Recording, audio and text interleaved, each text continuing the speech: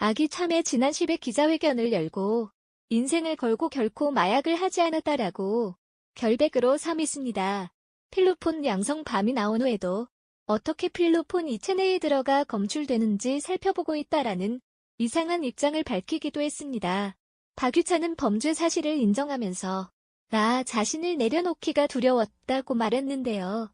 개별했던 황하나와 올해 초 다시 만나면서 마약에 손을 대기 시작했다고 모든 방에 털어놓았습니다.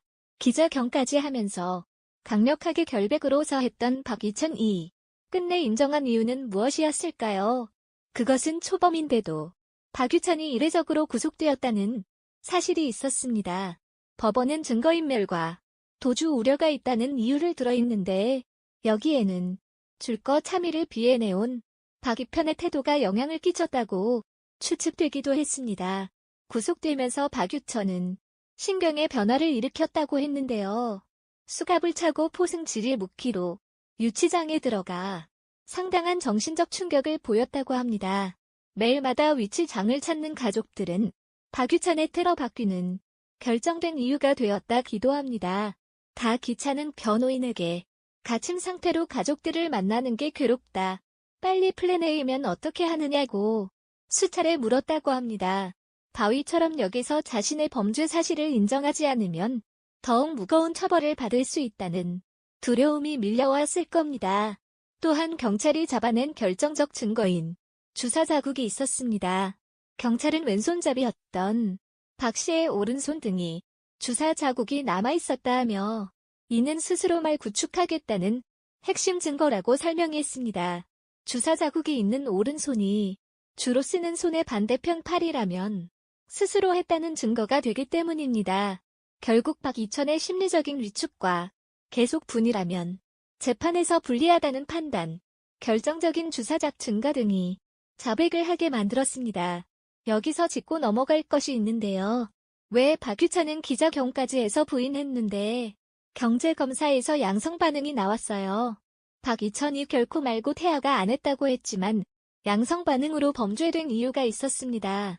법률 전문가들은 박유찬이 말검질이 되지 않을 거라고 판단해 선제적으로 기자회견했을 것이라고 했는데요.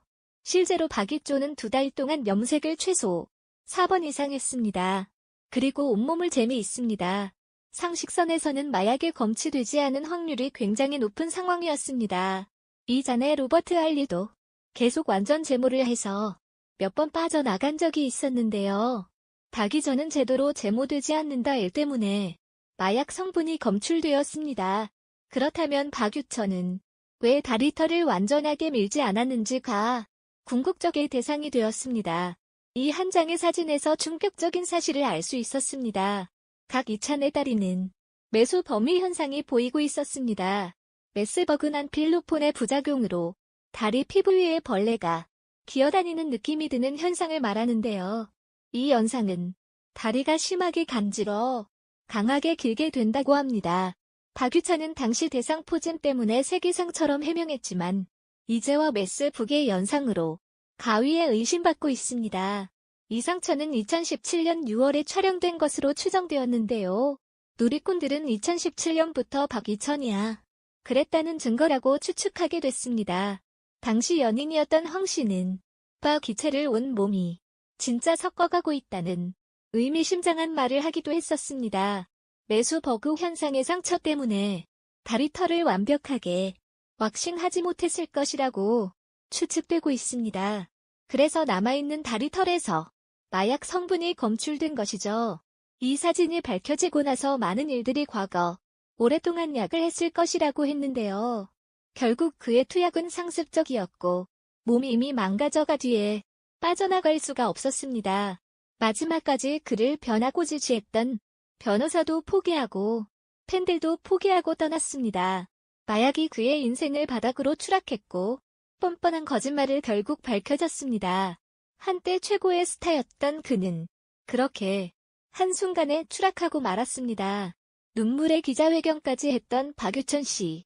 하지만 결국 마약 투약 사실이 밝혀졌지만 모바일 염색에 제모까지 했지만 다리털에 나오면 다리털에 남은 마약 성분까지 숨기지 못했습니다.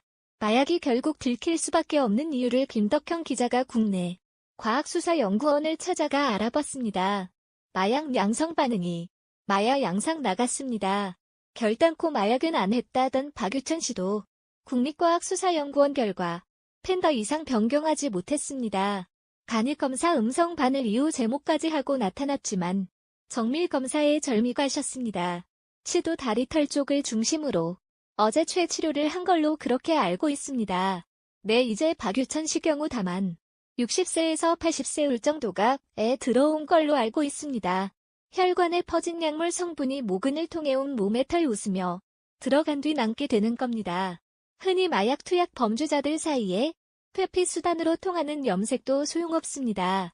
극단적으로 염색하면은 양성 이후성된다는 좀 잘못된 인식이고요. 약간이 모발 속에 있는 양이 염색이나 탈색으로 인해서 감소할 수는 있습니다. 필로폰 등 300여 가지 마약을 잡아낼 수 있는데 대마의 경우 1조분의 1피코지 단위까지 분석합니다. 어떤 식으로 마약을 투약을 했더라도 그 작은 조각까지 저희는 다 찾아가면서 연구개발을 할 것이기 때문에 사실은 피할 곳은 없다 라고 말씀드리고 싶습니다.